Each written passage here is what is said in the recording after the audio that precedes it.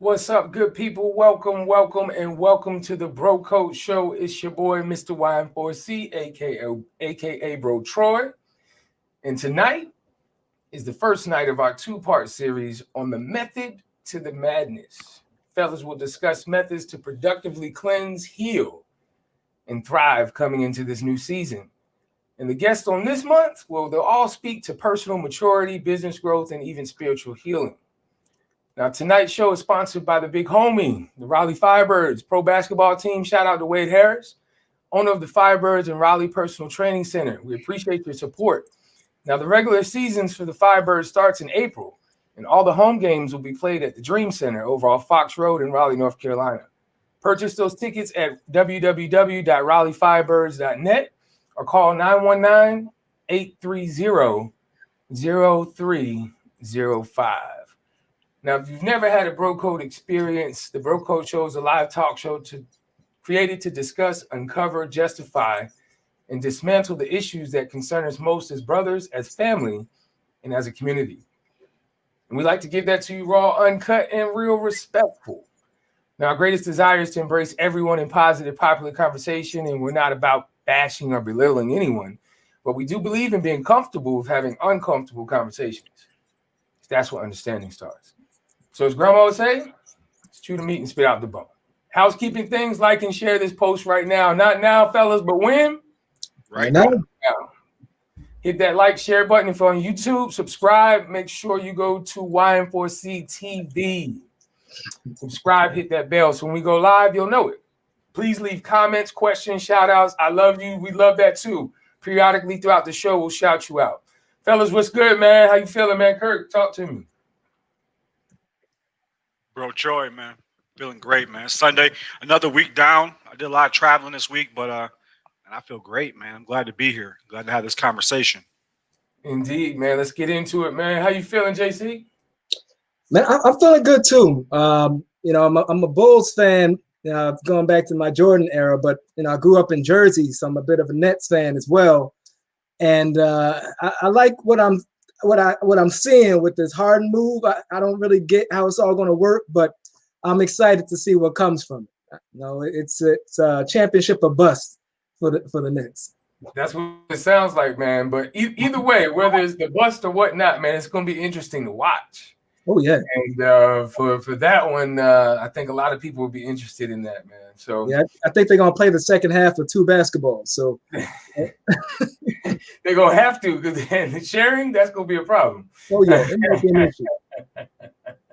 I can dig it, man. I know this month, man, we're talking a lot, fellas, about why positive outlets are important, man, how mindset works. And Kirk, you talk about that all the time. So I'm just curious, man, on day to day, man, what are some of the things that you're doing in the process, man? I think the biggest thing is we talk about being the architect of our lives versus just letting things happen, man. It's not the worst time to practice fighting is during a fight. You know what I mean? So I think the biggest thing, man, is pre-planning your life, and less is more. So just I'm personally doing less, right? Journaling and doing all the things that we know, tools we can use. So absolutely.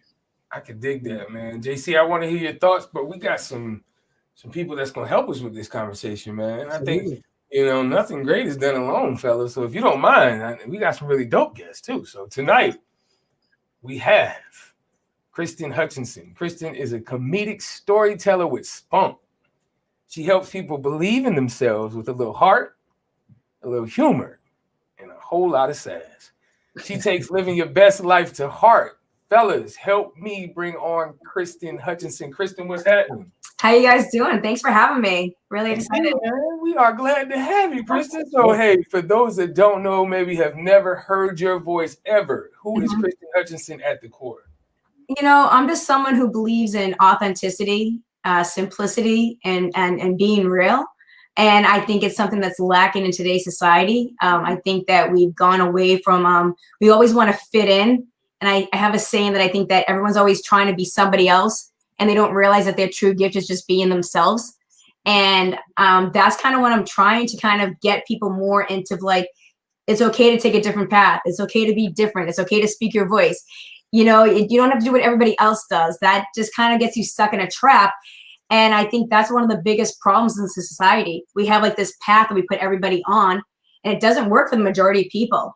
And then so many people in their older years are going to therapy and journaling and doing all these things, just trying to fix all the shit that they didn't have to even have if they could just learn to tap into that power a lot earlier. So that's what I'm just trying to help people find their way. I can dig that, man. Yeah. Those breadcrumbs to help others. I truly believe that self-awareness is the greatest gift. If that's something that could have been given or acknowledged at 10 or 12, wow, how things would have been different, man. So we also have Miss Asha Terry. Now, I think we do. We're gonna make sure. Yeah, maybe. But Asha is she's known as the behavioralist. She's a trained and certified prosperity life coach whose specialty is to help people create mental clarity and transformative new ways of living life on purpose. Now, Asha has been featured on BET, blackdoctor.org, Black Enterprise Magazine, as well as a host of other media and TV platforms. So please, fellas, help me, and lady, please help me bring on Asha Terry. Asha, how you doing today? Great, doing great. Thanks for having me here. Good. Always a pleasure. Always a pleasure. For those that don't know who you are, just maybe never heard your voice, Asha, who is Asha Terry at the core? A human being that's striving to live in this world as freely as possible. And so for some people, that attaches to certain roles. So if that matters to people, the roles that I take on at this stage of my life is psychotherapist and life coach, activist, and author to help other people to get free as well. I can dig it. I appreciate that. Good stuff. Well, ladies, thank you for joining us tonight. Bro Smith, let's chew the meat and spit out the bone.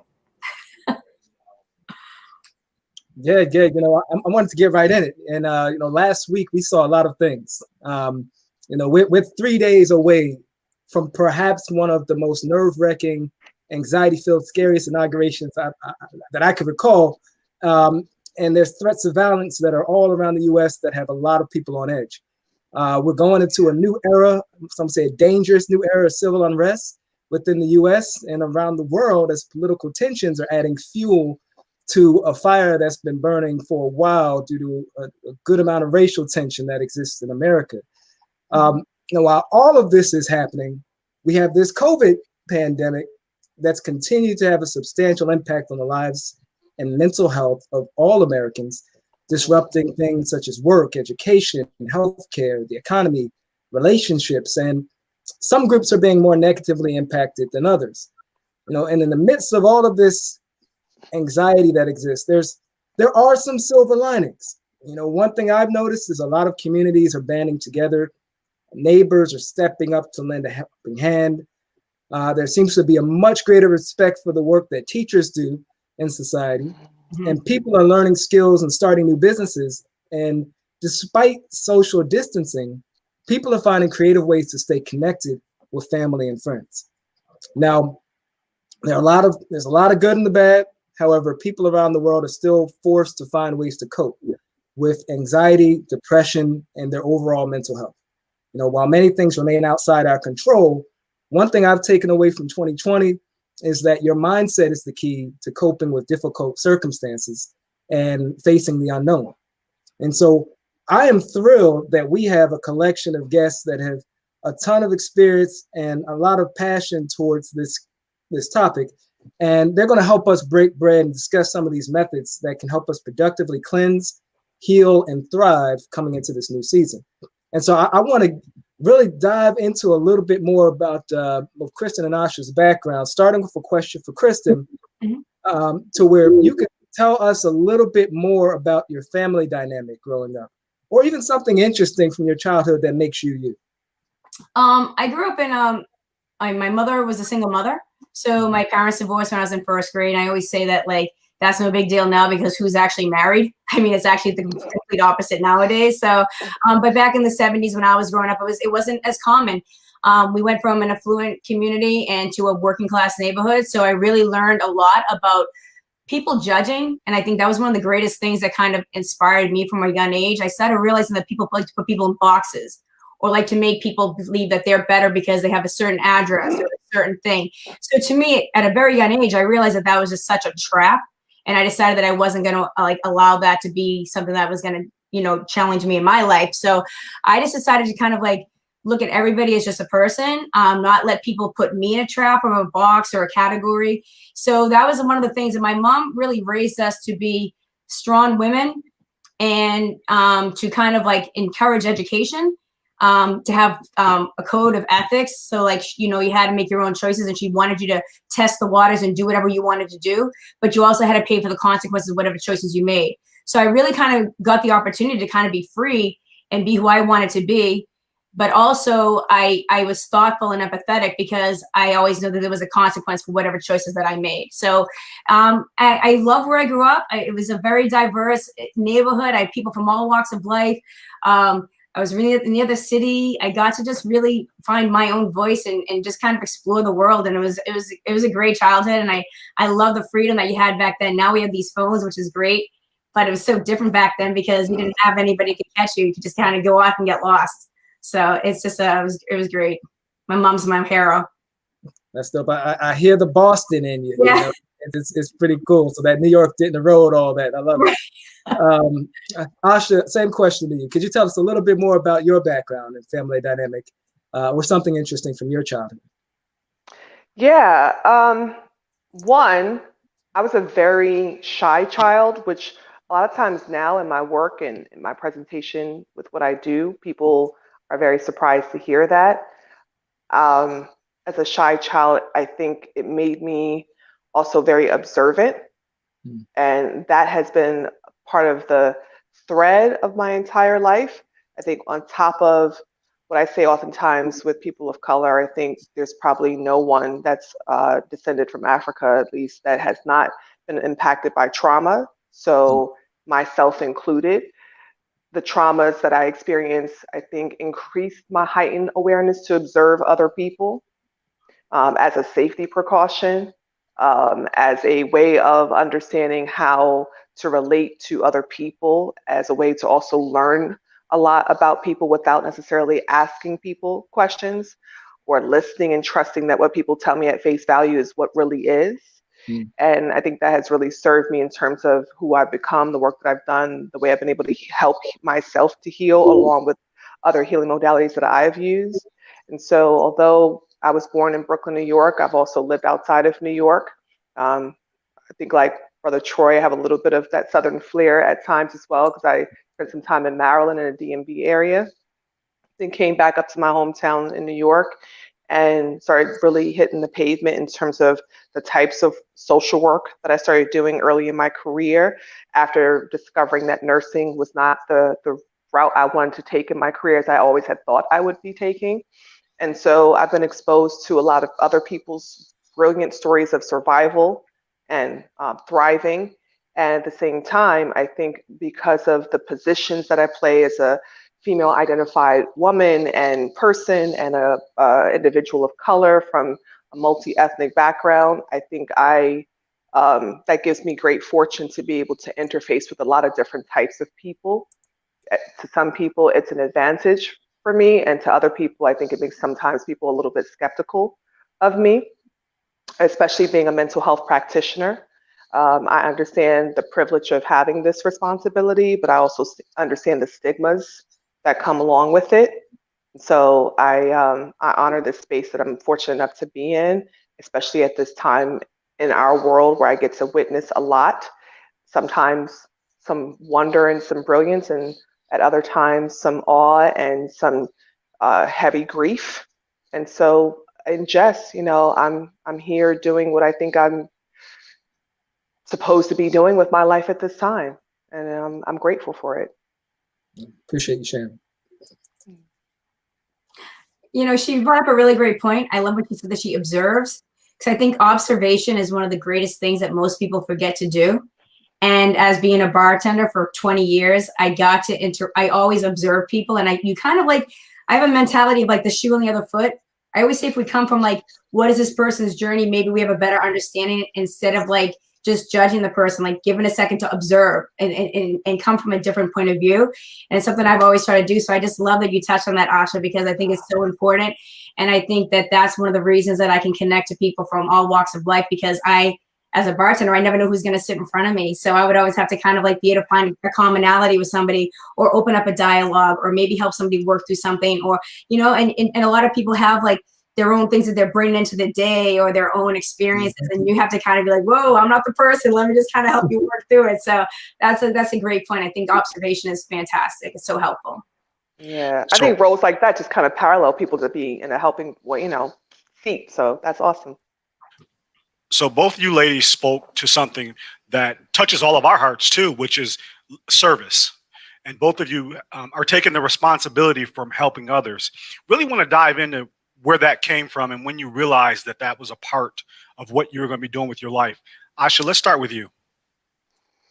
I always thought I was going to be a registered nurse, and it's something I talk about in my book. And now, as an adult, not being a registered nurse, I start to wonder if that really was what I was meant to be, or if that was something that, again, early trauma may have positioned me to become. Because I think a lot of times we believe that we're supposed to be doing something, and really it's the story of someone else's life. It's your mother's story, or it's your father's unfulfilled dream, or it's what your grandmother dreamt you'd be doing when she saw you in her dream before you came into the world. And so sometimes you think, oh yeah, this is my calling, this is my passion, and then you go that route and maybe even start working for years in that industry, and you wake up one day and you're not happy. So at 4 years old, I believed I was going to become a nurse, yet I had never known a nurse in my family, don't remember interfacing with any nurses like in my general background. We had a very well-known physician in our community that was my eldest brother's godfather. Besides that, I don't remember anyone really that prominent that was around me that I said, oh, I want to be that person when I grow up. I want to do what they do. But from 4 years on until the age of 18, after I even applied to school and was accepted into a nursing program at Pace University, always thought that was what I was going to become. And then 2 years into my practicum, I was really miserable. I was used to, in high school, getting great rewards for my work, and grades were good, and I felt like I was thriving. And then I went to college and I was studying all the time. I was quite miserable. I was gaining weight. And I don't think anyone noticed, including myself, until I took the last practicum for that semester and didn't pass, and realized at that point, in the way that the program was set up, if I didn't pass that particular practicum, I would have had to wait an entire year to restart my program. And I was like, absolutely not. I'm not happy. I was afraid because I didn't know what my parents would say. I had talked about this my entire life. And now here I am in a 20-year-old college freshman, sophomore, going to my junior year, not certain of anything else that I could do, wanted to do, until a friend of mine introduced me to human services. And that took me down the route to discovering, oh, I'm good at something else. I knew service was something I enjoyed because I liked the reaction I got from people when I was helpful, right? And so again, that goes back to, for me, trauma. I think sometimes we conceptualize our identity around how people respond to something that we provide to them. So I was getting rewarded even just by a smile or someone's hug or positive affirmation, because leading up to that 20th year of life, every time I talked about I'm going to school for nursing, it was lauded. And my family was lauded around my parents' friends. So it's like, oh yeah, good job. Medicine, that's going to be great. We appreciate that. If I thought I was going to be a dancer, it might have been like, oh, well. And actually, I did have some aspirations of becoming an actor, just because of something else that happened in my high school career, and I got a scholarship for it. My parents were like, yeah, okay, let's see if we help you with school at that point. So I went back into the service industry, and thankfully I was able to pivot into something that wasn't too far off, social work, and discovered a love for it. Didn't have to lose any college credits, was able to graduate with my incoming class. And so I've continued to be in service, but now at this point in my life, the way that I provide service, I think mostly is through the lens of definitely an empathic eye, but also in the way in which I want other people to feel the power of helping themselves heal themselves, not putting me in a position of I'm someone's savior, which I'm not, or I'm someone's fixer, because there's nothing broken to fix about other people. What we have to learn is how we got to these places in our lives, understanding the origin story, understanding how certain behaviors are unhealthy to our survival, and what to do about that. And so that's really just being a mirror for people and saying that you have the power to do what you want to do for yourself. I'm just here to witness it. Appreciate that. Christian, I want to jump to you and ask you a separate question, Yeah. but kind of the same. You call yourself everybody's cheerleader. Yeah. And we're all about, everybody on this screen is all about self-accountability and personal development. But we want to know, what does that mean to you by being everybody's cheerleader? It's funny because like I never was a cheerleader in school. You know what I mean? I was always going against the grain. I always had to do everything different from everybody else. So it's not that I was like, woo, woo, yay. But it's more like the thing that I think in life, there's so many naysayers. There's enough people that are tearing everybody down or telling you what you can't do or telling you that that's crazy. And I think when I sit down and I talk to somebody and I hear that somebody has an interest or a passion, I think everybody has a gift. I think everybody's a special person. And I actually find everyday people actually more interesting than people that are on TV. And so for me, I can make people realize that you're not broken. Okay, maybe something happened. That's not your fault. That's something that happened. Shake it off and move on. It doesn't have to be, the path for the rest of your life. So I think from bartending and trying to pick people's spirits up over 20 years, I always just wanted to make people lighten up and laugh. It's just always been something that I've wanted to kind of help people find their way. So I think that's kind of what people get when they get my content and they come on my, if they watch my show or they watch the things that I put out. I'm just trying to kind of like, especially in times like this, the reason I got into comedy a couple of years ago is because everybody was so wound so tight. Like everybody was so stressed out and fighting over everything. Like we're fighting with this, we're fighting with that. I'm like, this is crazy. Like, everyone's head's going to explode. So I was like, if I can kind of try to make people lighten up and laugh about something and maybe kind of find a humorous way to kind of approach the information and start the dialogue is what I got into it for. And then now I'm kind of realizing, especially this past year with Corona and all these different things that are going on, people really are struggling mentally and they need somebody to give them a lifeline and pull them along with them. And, my life, I'm a positive person. I'm also realistic. And I think that's what a lot of positive people like, yeah, you can do it. But listen, some days you just feel like you can't do it. And that's okay to have those feelings.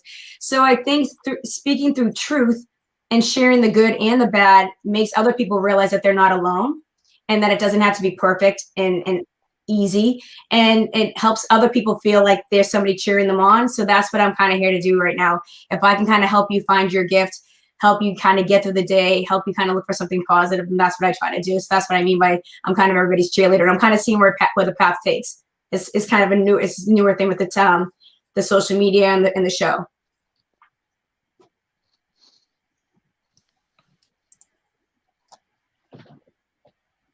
Ooh. I'm gonna try to help him. I'm gonna try to help him. I'm that guy. I love it. Got him. For those that are checking in, it's your boy Bro Troy here with the Bro Code Show. We're talking about the method to the madness, how we can productively cleanse, heal, and thrive. Coming into the new season. Got to send some shouts out. These ladies are dropping major gems. Got to shout out to Miss Ann. What's happening, Miss Ann? Always mindset. We always talk about that. Absolutely. Love hearing about going beyond just surviving into thriving. Right. What's next? We already know that there's an issue. How can we move forward? Your sister's on deck, JC. Yeah, man. Everyone needs an encourager. I see you, Kate. Love that. Be real about the process. Some truth. And Ann says, Kristen, you are helping people identify their sparks. I like that. We use that in our mentoring program. That is a gift. Indeed, it is. I agree with you, Ann. So please leave your comments, like, shares, all that good stuff right now. Let's keep this ripple effect going. Ladies, we want to keep this conversation going, but we want to switch directions just a little bit. We call this what we call the Would You Rather segment. So This question is for everybody. Ladies are always first. We'll start with you, but it says, would you rather have all traffic lights when you approach? Would you rather have all traffic lights be green when you approach them, or never have to stand in line again? So for those that are listening, please tune in. Would you rather have all traffic lights you approach be green from now on, or never have to stand in line again? So we're gonna start with you. What you think? What would you rather have? The traffic lights or never stand in line? Never stand in line. Never stand in line. Is there a thought behind that, or are you just impatient with the line? I don't like lines. Yeah, probably the latter. I really don't like standing in line. I'm not a person that jumps ahead of people, but I get very impatient when it has like to do with me standing still for a long period of time. I can dig that's that. not my thing. For sure, I'm right there with you. Kristen, what you think? So traffic lights, green, or never have to stand in line? You know, that's a tough one. I was thinking about it. At first, I was like, I was going to go for the green lights because there's a lot of traffic in Boston and like I can't stand being stuck in the car. But this past year of coronavirus and freaking lines, I have to go with Asher on that one. I'm like, no more lines. I feel like, you know, I never liked being in school and following the rules. And right now I'm just like, ooh, follow the rules. I'm like, so like, no lines. Yes, done. I can dig that. Yeah, I'm with that train of thought too with the pandemic, right? Like, yeah, I don't want to be close to you no way, so I'd rather not stand. But JC, what you think, bro? We not standing in line anymore? I originally was thinking the line, but there's only two feelings that are great when you're in a car. You know, one is having that first spot in the parking lot, you know, right next to the door, and the other is just getting where you need to go quickly. You know, and cutting down what would have been 15 minutes worth of traffic. So I'm gonna take the green lights on this one. And I can dig that. I like that train of thought. Kurt, what you think, bro? So in the past, it would have been lines, but it's curbside pickup now, so I'm not standing in any lines anymore. I got Amazon coming to my front door. In that respect, life is good. Listen, I drive a lot, so I want my lights to be green as I pull up, for sure.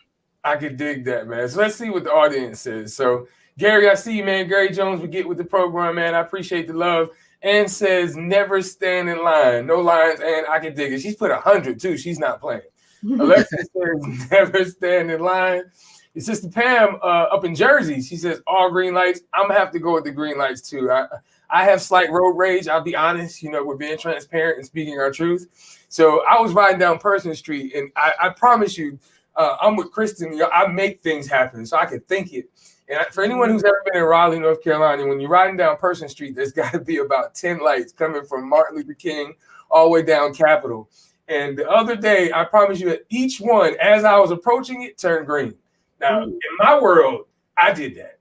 However, the fact that all of them turned green, man, that was the best day ever. And I was mindful of that too. I said, man, look at this. So I'm gonna have to go with the green lights. I'm with you on that. So I'm curious, man. You recently put out a state of emergency newsletter. This was on your social media, on your IG, and it was promoting your upcoming group therapy sessions. Can you tell us a little bit more about that, and potentially how can it help people? Yeah, absolutely. Because of the pandemic, my colleagues and I have been overwhelmed with clients at times. And before the pandemic, some of us were already at capacity. I was at capacity for a few years with clients. And as I was reaching out to other colleagues pre-pandemic, more people were starting to say, yeah, I'm reaching my limit. By the time we were at, I don't know, the beginning of the pandemic, let's say within that first quarter, I couldn't find an available therapist to send anyone else to. So someone called my office or sent me an email. I had little to offer them, unfortunately. And the governor in my state, Governor Cuomo, he was really trying hard to exercise his right to usher in as many mental health therapists as possible. But see, there's only 3,300 psychiatrists in the United States, and there's only 4 to 5% of mental health providers that are people of color. So if you think about the dual crisis of people of color in a pandemic that also may want to see a provider of color, imagine what little hope we would have for people, right? And so it just became, endemic of what we were going through to really amp up whatever mental health resources were available. So mental health first aid providers, people couldn't necessarily go to their doctors because doctors were already overwhelmed for medication. So group therapy for me was one of the calls to action that I thought would be helpful. And I was glad to see other colleagues I didn't even know online offering group therapy as well, group therapy for couples, group therapy for individuals, even short term. As a facilitator who runs groups, I thought this would be the best return to care that I could offer. I can't take on more individual clients right now either, but group therapy would allow more people to be able to be seen over a course of time. And so I'm offering 12 sessions over the course of 3 months for weekly group therapy, which is focused specifically on narcissistic and codependent relationships. So if people have experience with that, think they may be in a narcissistic or codependent relationship or have been, whether it's with their colleagues, their lovers, their family members, or their friends even, or a combination of all, then this group would be for them because you're going to get some time to process, you're going to learn some emotional language, and you're also going to have some skills training. Because I want people to not just be able to sit and listen or sit and talk, but to also have information and have homework to take away. So in the interim sessions, they can do some worksheets, come back, reflect on what they've learned about themselves, their dynamics in their relationships, and what ways in which they feel motivated to change some unhealthy behavioral patterns. Oh wow, that is a mouthful. I got you getting love here, Asha. I got to give you your love. This is Kate Davis. She is in Fuquay-Varina here in near North Carolina. Obviously, Asha, you're in New York, but she says love the innovation in order to continue helping more people. Yeah. Group work is very powerful. I've been a group facilitator for over 20 years. So it's very familiar to the mental health community and to the medical community in terms of healing people. We see that more people can be healed more expediently when they're doing it collectively. And so for me, this is not only one modality, but it's one of many. So I, for example, approach care for my therapy clients, as I'm also a coach, in a comprehensive way. So that means if someone comes in with a host of distressing thoughts, emotions, toxic behaviors, and their symptoms may be also visible. So for example, they could be sitting still, but shaking their leg or tapping their foot, or they're racing through speaking to me, or they are ruminating about a lot of things that happened in the past, or they're jumping ahead in the future, or they can't stop the intrusive thoughts, or there's some compulsive behaviors. If I can see that as well as I hear that, that's the report coming from the client. Most times that takes a lot more care than doing weekly sessions. Sometimes you have to see someone more than once a week, but it also may include that you need to incorporate other modalities. So for example, I'll send a client who's seeing me once a week to an acupuncturist. And so that's another treatment modality to help clients with inflammation in their body that comes a lot of times from stress or diet and trauma. I'll also recommend, if they haven't had a physical workup in the last 24 months, to get an exam, get a physical, get blood work done, et cetera. And then we'll start incorporating other treatment lifestyle changes, such as exercise, such as more socializing if possible.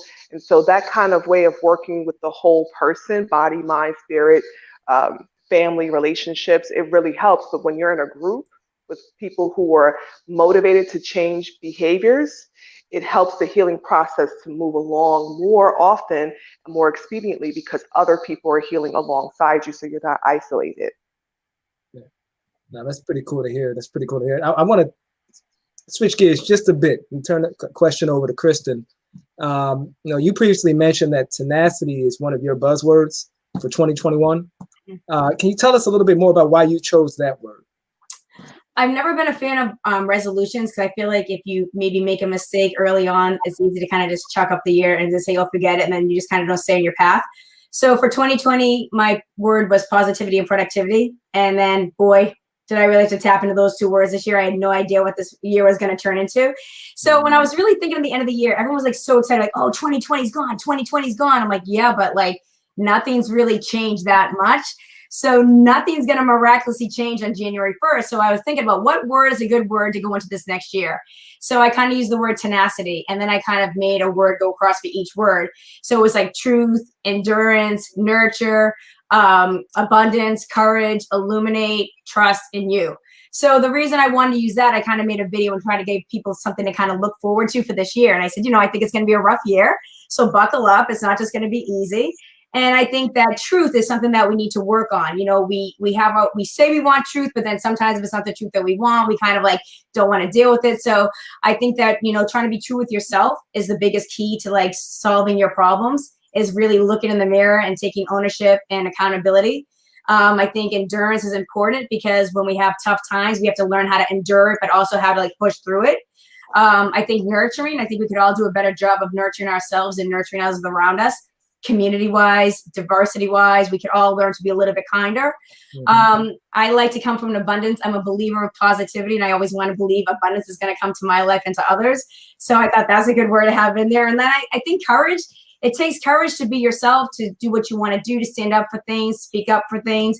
I think illuminate. There's too much negativity and darkness. I want to brighten it up. Like, let's shine the shit out of it, and let's like bring some goodness. And then trust. We have to learn to trust ourselves. And then it all goes back to you. We can't change things if we don't focus on ourselves. So if we tap into ourselves, focus in our own house, we'd probably do a lot better in focusing, instead of just focusing on what everybody else is doing. And I think that's what we're all really kind of stuck on, looking at all these other things. And really to stop and kind of like take a step back. You might be able to solve your own things and look at things a little bit differently once you kind of work through a couple of things. So that's why I decided that would be a good word to kind of encourage people. And maybe people could find their own word, or maybe one or any of those that could help other people for this year. So I love the word. First of all, definitely going to steal the idea of breaking the word down and using each letter to incorporate other words. But Asha, I want to talk a little bit about mental health in the entertainment industry, and you've actually had a part in that. There's been some prominent stars or celebrities that have talked about dealing with mental health. Big Sean talked about it, Kanye, Kendrick, a lot of athletes, Will Smith. And so just kind of want to hear, have you worked with any any entertainers or athletes one-on-one? And what's the stigma you talked about earlier is huge, especially for men of color and men in general. So just want to hear your thoughts on that. Yeah, that's a mouthful. Let me try to break that down quickly.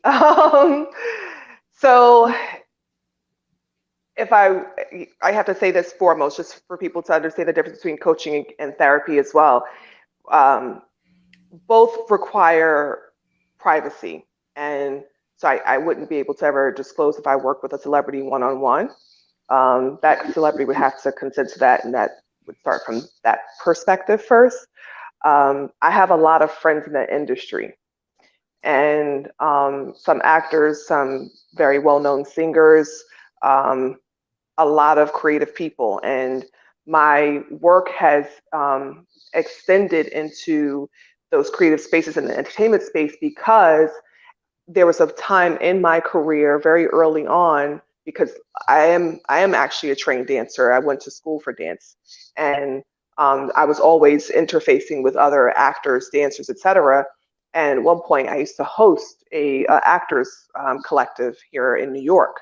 So I met a lot of people early in their career who are now pretty well established, when they were just doing like local sets, trying to get their independent workout. And so I met people and became friends with a lot of people. And that took me into going back into the work that I knew was the work that I felt was right for me, which was helping folks. And so it took the initial phase of me being a consultant, and then starting a nonprofit, doing a lot of anti-human trafficking work, because that was a topic that was very close to my heart, especially when I was looking for some volunteerism earlier in my career, and found that there were very few agencies focused on children who were at risk for things such as domestic violence, sexual exploitation.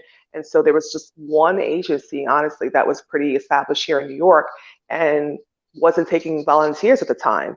And as more people over the decade after I started looking into anti-human trafficking work, started creating, work in that industry. So my work has then taken me into now in private practice, working with, interestingly enough, a lot of millennials who are in these tertiary positions of the entertainment industry. So I work with a lot of young millennials who are brand managers for major corporations and brands. They're journalists, they're writers. They work on like the brand side of like major sneaker corporations. So I have a lot of clients like that. In terms of the other piece regarding the stigma of mental health, and remind me if I'm not touching on it, with men or Black men in particular, what is it that you'd like me to answer? I don't want to leave anything out. Well, just quickly, we think more about how that is almost like a sign of weakness in the Black community. And that's what we've all been told. We've had many conversations with it. Some of us, I talk about therapy all the time as a tool, it's a strength. It's not a weakness. And so we champion that, but like, are you seeing a turn in that? Slowly, because thankfully, I'm seeing more practitioners on social media using it to market their services. We're still in the industry, mental health itself, that is predominantly an industry functioning by the frontline workers being women.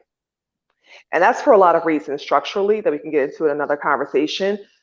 But the incentives for people in general to get into this industry are very low.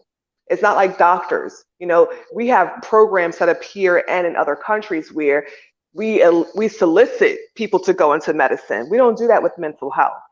And that's why we're so far behind the curve. And now in this crisis where people need help and there's very few providers to provide that kind of help. So yes, I'm seeing this slow turn because more of my fellow colleagues are men on social media promoting the services.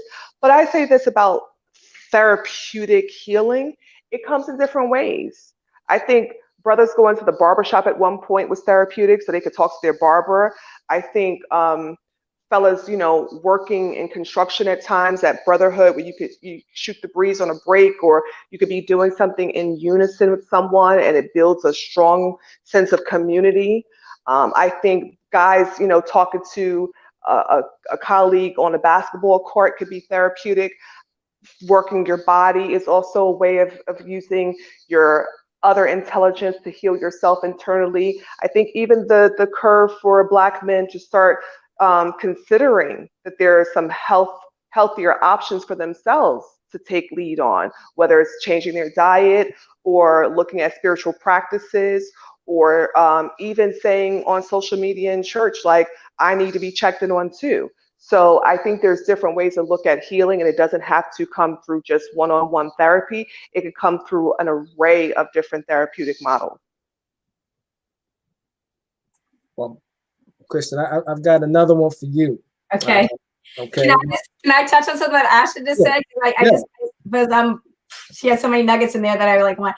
I'm saying with the human trafficking, but there is an amazing video. I don't know if anybody saw Dave Chappelle's interview on the Actors Studio. And there's a thing when he's talking about Hollywood, and he says, you know, if you make it in Hollywood, like, look at, you know, you have to be a strong person. And then you look at like Mariah Carey, like having a meltdown on TRL, and Martin Lawrence running down the street with a gun. He goes, you have to sometimes wonder, is it that it's a weak person that's sick, or is it the industry that's sick? So I thought that's kind of an interesting thing, because going back to being yourself, I do think that there are certain like things that maybe happen on the way up the ladder, or maybe, you know, conversations or things that have to be done in order to get to level 2, level 3, level 4. So I think sometimes it's a multi-level topic, in my opinion. That's just, I just want to touch on that. But that's a great interview. If you've never had the chance to see it, look it up. It's a really great interview with Dave Chappelle, talking about him walking away from that big contract and how he made that decision, kind of do what felt right to him. So sorry, I touched on that. Not going to your question. I'm sorry. No, that's good. Okay. Cool. I thought it was a pretty insightful presentation he gave on a number of topics. But I want to talk about a conversation that you yourself had with someone who is unapologetically honest. You know, you talked to a gentleman by the name of Gary Vee on his show, Tea with Gary Vee. And for those of you who may not be aware, Gary Vee is a venture capitalist, 5-time New York Times bestseller, best-selling author, and an early investor in a number of profitable companies. I'm curious, what were you able to obtain from that conversation, and how has it helped you since? I appreciate that. So it's funny, Gary Vee is somebody that kind of got me focused again, like after like raising my son and kind of, being a mom and a wife, I could take a break from the entertainment industry. I took a break from I was just bartending. I was kind of like, what's next? And I kind of tapped into his information, and I was like, oh, this guy speaks like me. He's like firing me up to kind of do the next thing. Yeah, I'm in my 40s. Why can't I do something different? Why does this have to be what I'm going to be? And when coronavirus started, I was like, maybe I'm going to try to write a book. I've always wanted to write a book. And he started Tea with Gary Vee. So one morning, I'm like, oh my God, this is my chance. I'm going to talk to him. So I kind of text a question every day. And then one day they go, today's your day. And we kind of got on and we had like this really great conversation. He's from New Jersey, I'm from Boston. So we kind of had like that vibe. And he goes, start a show tonight. And I was like, okay, because, I knew I wanted to change people's lives. I knew I wanted to impact people, but I didn't know where to start. Like, I want to be a speaker. And I was like, you're a bartender. How are you going to be a speaker? Like, everybody like goes back to putting people in categories. Why are they allowed to do something? You have, and they don't understand that life experience is something that anybody could have. It doesn't mean I have to be a CEO in order to be able to impact people's lives. So he said, go live. And so I just pressed play on Instagram and started an Instagram live show. And I did it 5 nights a week, all through coronavirus lockdown. And I kind of was like, I don't know what I'm doing. And I just kind of started my own talk show. And it was like one night, when I was going on 5 nights a week, I came up with a different theme for every night. I was like, what am I going to do for 5 nights a week? So I started getting guests, and one night would be mindset, another night would be music, another night would be entertain. Like Wacky Wednesdays would be maybe like a comedian or an artist or somebody who's creative that maybe nobody knows who they are, but I think they're an amazing artist. So it was kind of like a way to have a cool 1 hour conversation. It was a break from the news cycle, and it kind of started a little community of people meeting each other and other people following that person and being like, wow, I didn't know that person was a great singer. Oh, I didn't know that person, can make this, this person survived suicide. This person wrote a book. So it was just a really cool experience. And now I'm just kind of building off that. So he was kind of my springboard to get myself started on like a phase 2 of whatever Kristen's going to do next. Yeah, one thing I heard you say on there is you'd rather be broke and be you than be rich and someone else. Yes. Which I thought was awesome because you are awesome in yourself. Quick question, just like what is your favorite drink? I always like asking bartenders, what's your favorite drink? You're gonna love this one. I don't drink alcohol. So that used to be like what everyone would freak out when they come to the bar because they would always be like, what's your favorite drink? And I'm like, I don't drink. And they're like, what do you mean you don't drink? I don't know if I trust you. So alcohol and I just don't get along. I'm sassy and it just didn't bring out the best of my personality. I have a lot of opinions. So I quit drinking when I was in my 20s. And then I got a job in the bar business. And so it was almost like I got to have the joy of being out in a club or being in a bar, but not have to deal with the drinkings. And I can talk to anybody anyhow. So I just never kind of went back to it. But I do make a really great old fashioned.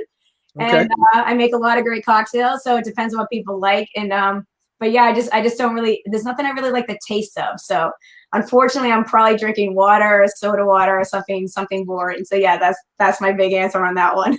Okay. All right. I'm sure that starts plenty of conversations too, right? What do you mean you don't drink?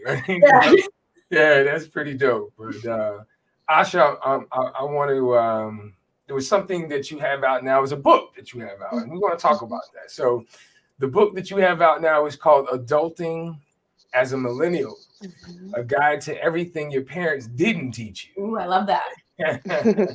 Now, in the advertisement of this book, Asha, you mentioned and you were talking about personal exploits. You grew tired of the mundane career choices that you were making, the unsatisfying relationships you stayed in, and the limited amount of income you were making or earning at the time.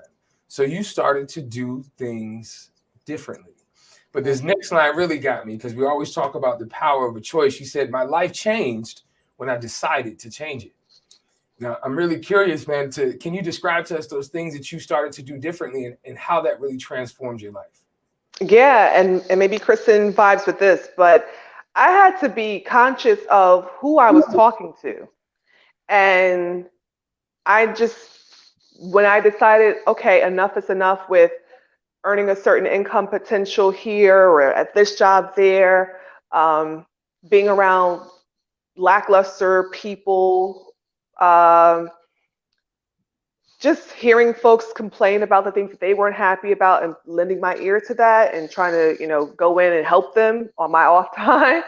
I was like, okay, yeah, this is for the birds. I'm really, really worn out, burnt out people fatigued and tired of all of it. So it's like, okay, I complain at times, but I'm not one that gets stuck in my feelings. I allow myself to feel, I honor my feelings, but I'm very much an action oriented person. And my very first coach, I always say this, was Les Brown, because I used to listen to Les Brown as a kid with my dad. So those seeds that were being planted in my brain at 8, 9, 10 years old, they turned into a 12-year-old that started speaking life into her life. So literally at 12 years old, I started talking things into fruition, and everything from the age of 12 onward, I manifested, and I still do. So when I got to those places in my life where I hit some roadblocks, and I think I started to, like sometimes we all do, get into these ruts, then of course other things started to go awry. But when I got back into my conscious level, higher level of thinking, then everything transformed. And I tell people, I was already doing this work a long time ago. I had to remember who I was. And when I came back to myself and realizing, like, I have the power to change everything, who I associate with, how much money I make, where I live, where I travel, how often I travel, the kind of clients I want to attract, the kind of money I want to earn, everything started to happen for me. And so I stopped talking to certain people. I stopped sharing certain dreams with certain individuals. I just became a doer, a consummate doer, learner, student. And when I did that, everything changed. We're going to go ahead and shut down right now. Asha has dropped every gem that I've ever written in my journal or talked about here with the bros. I promise you, if my 40-year-old niece could do a cartwheel, I would do it. But Yeah. I know my limits. So with that being said, I've heard a lot. I do have another question for you, Asha. But when we talk about being a doer, these are words that we talk about all the time, right? Not talking about it, but doing it. The power of a choice. The power in the words that you speak. So I love it. I really do. I want to talk right before we end. There was something you were part of, Asha, about 3 days ago. It was a excerpt in the USA Today. Now, it should be in the chat, but one of the fellows, if you don't mind, just putting it back in there. But in this excerpt, Asha, you were featured in the USA Today, and that feature was called "This Is America: Black and Constantly Traumatized." Now, the writer of this article, Jack A. Palmer, she describes a personal attack. So she was describing how she felt a couple weeks back when the attacks on the Capitol, and it was from her perspective. Mm-hmm. Now, some of the words that she used when she was writing this article was active state of disassociation, body going into survival mode, her heart rate increased. And she even went through this thing called brain fog. Now, she wrote a statement. I'm going to bring the statement up, but it said, "The effects of racial trauma are not something you can intellectualize or wish away because you're exhausted, overwhelmed, and drained of all the constant anxiety and brain fog." Now, I don't know about you guys, but I'm quite sure we can all relate and agree that we've all gotten to a point in life where you were just sick and tired of being sick and tired. It starts to begin to play on your psyche. And we've talked about it for the last 45, 50 minutes. But actually, as a licensed therapist, how do you even begin to talk through or approach a conversation with someone who's feeling the effects of racial trauma? First, I do less talking and more listening. It's the same thing I tell all people, white people, black people. It's not really a white or a black issue in that particular way, because when anyone is anxious or unsure of how to respond to someone else's trauma, what we tend to do is go into different modes of response. For some people, you freeze and there's no response. For others, you fawn and you try to placate folks. For some, you may escape and get out because you're too frightened by it. So it's a lot of things. You could flee from the conversation. What I try my best to do is talk less and listen more. I also ask questions about a person's body reactions, so their bodily sensations, because again, mental health has this stigma that everything is in your mind, but a lot of what we are actually experiencing every day is in our body. And so anxiety is not something in your head, it's in your body. You feel anxiety. You feel when your heart is racing. You feel when your blood pressure is rising. You feel when your skin gets hot, and you feel when your stomach is churning. So all of that lives in your body. There's a whole life experience from your history and your predecessor's history that's coming through your veins right now. When I listen for certain things from people's responses to my questions, it is, how is your body responding? For some people, it's, I can't sit still, I can't go to sleep, I can't stay asleep. For some people, it's, I can't get too close to the television because the sounds, the words are triggering me. So that's really valuable. When I listen more, then I can understand what it's like to almost be in someone's skin. At the same time, I follow that up with, okay, what do we need to do to help you to feel more in control of your own self, right? Because we can't control other people's reactions, responses, or any of that. And then what is going to be the ways in which you may have to pull from other people when you may feel less in control of yourself, so that you can be supplied with nurturance and then learn how to go back into self-soothing. And so when we do that, then the mind does its own work. Then the mind can start to possibly process what you've witnessed, heard, indirectly or directly. And then that's how we work through trauma, and also validating people's experience and helping people to remember. I love it. I think the mind is a powerful thing that most of us haven't taken the time to really understand how it works. And it's something that we should do. But ladies, I want to know, what would, in 60 seconds or less, what would you tell someone who feels trapped or stuck in life? Where would you tell them to begin? And Christian, let's start with you. I always think a lot of it goes back to the root. You know, I think a lot of people will get, they'll look at little things and think that that's the problem, but there's really something deep that's probably deep root that you have to kind of get to the bottom of it. And if you get to the root, then I think you can kind of be more free. So I think that's the biggest thing that most people don't want to do, because that normally hurts. It's normally the hard work. It's normally having to like really get into some uncomfortable stuff that's really maybe trapped in there.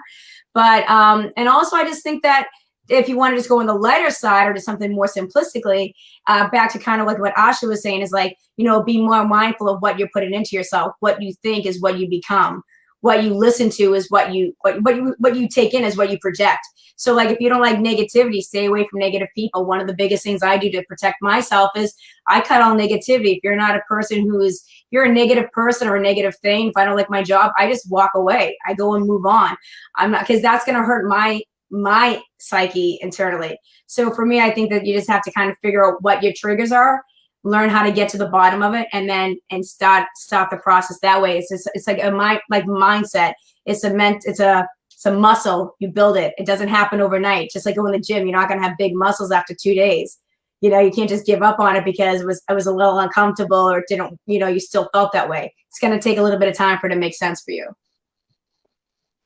Thank you for that. And Asha, what would you say in 60 seconds or left to somebody who's feeling stuck? Look for the evidence and write it down. Always go to writing it down. If writing is not something you can do right now, record it in your phone. We often have our phones on us. Pick up your phone, record a voice note, and write out whatever is in your brain. And is that the evidence of you actually being stuck, or is that your perception of you being stuck? And then try to get to the root of that and ask for help. Well, there you have it, ladies and gentlemen. Asha Terry and Kristen Hutchinson. Please check them out on Instagram. We've got Kristen's handle is at Kristen being Kristen, and Asha is Asha Terry Mental. So, ladies and gentlemen, boys and girls, ladies, I really want to thank you guys for coming out and hanging out with the bros. Thank you. Thank you for having me. Thank you for being here. Indeed, man. Make sure you holler at the big homie, Ash Cash. What's happening, man? You know, we definitely want to leave you guys with something positive, but I wanted to just take a brief moment. You know, obviously we use social media a lot, and it can be used for a gift. Obviously, for those that are using it for such. I saw something on, where did I find this? Melanin and mental health.com. And it talks about 4 ways or 4 things to remember to protect your mental health this week. And I thought it was pretty dope. So I just wanted to share it. It says emotions can betray us. You don't have to act on them, right? Take a moment to pause before you react. Your inner critic is a liar and should not be trusted. It says nourishing your body, mind, and spirit will help you better face everyday challenges.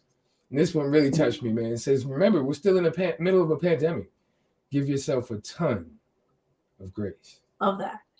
So join us next Sunday, January the 24th at 6 p.m., where we'll continue to chew the fat on the topic of the month, the method to the madness, methods to productively cleanse, heal, and thrive coming into this new season.